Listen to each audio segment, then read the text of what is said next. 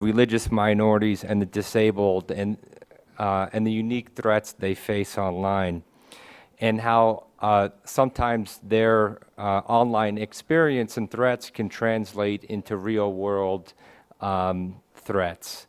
We created a project called Hyperlinkers, where we commission research in 8 select countries and advocacy projects around these issues. So in your honor today, we have assembled 5 of those here to share their work with you. We feel that they are some of the smartest, brightest, and compassionate activists that we've assembled. Japleen Pasricha from India. She smashes patriarchy for a living, but she does it in such an intellectually sophisticated and charming way, it doesn't seem so bad. She's the founder and editor of Feminism in India.com, a compelling and provocative online forum covering the politics of sexuality, feminism, LGBT community, sexual identity, and so forth. She interviewed 500 people, women, for her research on violence against women in India. A lot of people who are unfamiliar with this topic might think, what is online violence and what is online harassment? Because violence we often associate with physical violence. So could you explain for us a little bit the difference between like online harassment, what is online violence, and how it plays out both online and offline? Yes.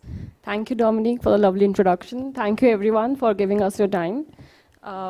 As Dominique correctly said, I surveyed actually 500 women for this research report. And this question has been asked multiple times: why do you term it as violence and not harassment and abuse? As you also saw in the video, in my report, I did not just focus on trolling that women receive on social media websites, but went beyond that and also looked at online violence that translates into offline violence. For example, doxing. If somebody's private or identifiable information is put online, for example, somebody's home address, that is a form of, that is a serious offense that can translate into physical danger.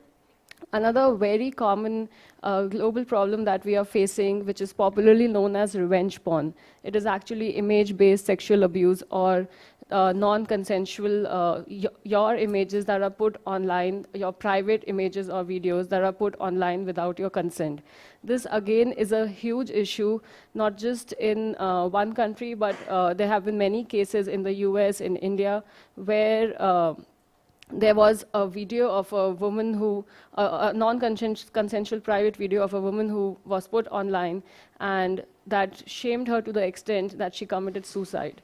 So when these cases come up, it doesn't just restrict itself to harassment or abuse via trolling on social media websites, but it actually is a form of online violence. Having said that, in my research report, a lot of women reported that the abuse and harassment that they face via the screens is not just till the screen. It actually has adverse effects on their mental health and emotional well-being. They reported that it causes them depression and insomnia, and also actually leads to self-censorship, where they either get off the internet, they get off platforms like Facebook and Twitter, or they censor themselves while posting their opinions online. Thank you. I was wondering if in your research you were able to assess the response of the judiciary and other reactions. In May 2016, this summer, our Minister for Women and Child Development, Mrs. Menka Gandhi, she made out a statement stating that online abuse and trolling of women in India should be treated as the same way as violence in the real world. So she acknowledged that online violence is a real problem. The very next day, the Home Ministry of India announced that they would be launching a portal named Cybercrime Prevention Against Women and Children that will allow Indian women to post complaints about online harassment. Well, so far so good, but what happened when our minister tweeted this out, and she got so trolled on the tweet that said that they will launch a portal for women to complain about online harassment, is that there has been, since May 2016, no update whatsoever about the portal, if it's coming out or not.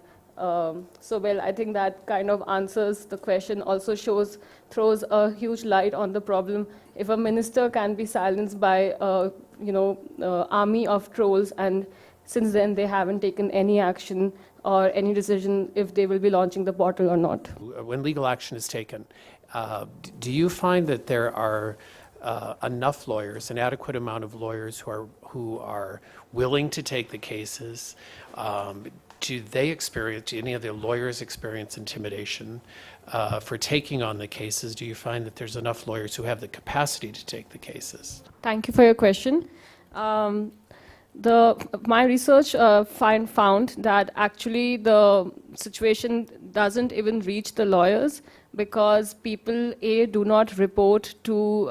Although we do have cyber laws, we have a special Information Technology Act. Under that act, it covers some cyber crimes against women. It covers violation of privacy, breach of privacy, cyber stalking, etc. So in that sense, we do have laws, but I think that's a global issue. Laws do not prevent crimes, and as much as laws are sometimes just on paper and do not get implemented. In my report, I found women are A, not aware of the laws, B, even when they're aware, they do not report to the cyber crimes. They actually do not even report to social media corporations. There has been, my research found that there has been a mistrust with social media corporations, and actually women prefer blocking over reporting to companies like Facebook and Twitter, and they all have report mechanisms. However, the 5% who did report to law enforcement agencies, those cases were then taken to the cyber cell, and in India we have about 20 cyber cells all over the country. So the issue with lawyers is actually not a big issue. The Constitution doesn't say that you cannot, that these crimes are not recognized and that you cannot report them. So that, as far as I know, hasn't been an issue with the lawyers. I have a question about the problem, the potential and the risk of human rights being co-opted by higher level geopolitical politics. Thank you for your question. I found 2 points there, and I will try to answer it. On your point of what you see in the media and not see in the media, that is something that I also find a bit problematic. And I'll give the example of sexual violence against women, and more specifically rapes. Rapes against women is actually a global problem, but what we see in the media is, rapes are happening in Saudi Arabia, in India, in developing countries / third world countries.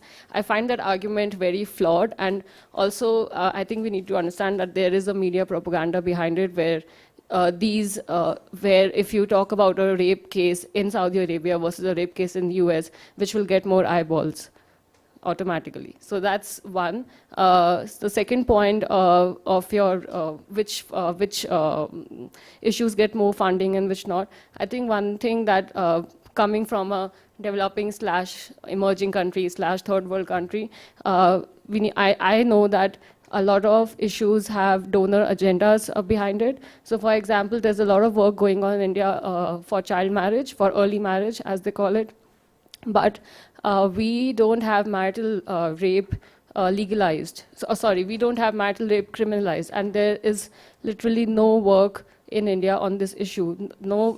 Very few NGOs work on it, and very few donors are also interested in this kind of work, because then this then gets conflicted with the government's whole cultural family issues, and family, what is the definition of family, and marital rape cannot happen because that's the duty of a husband and wife, etc.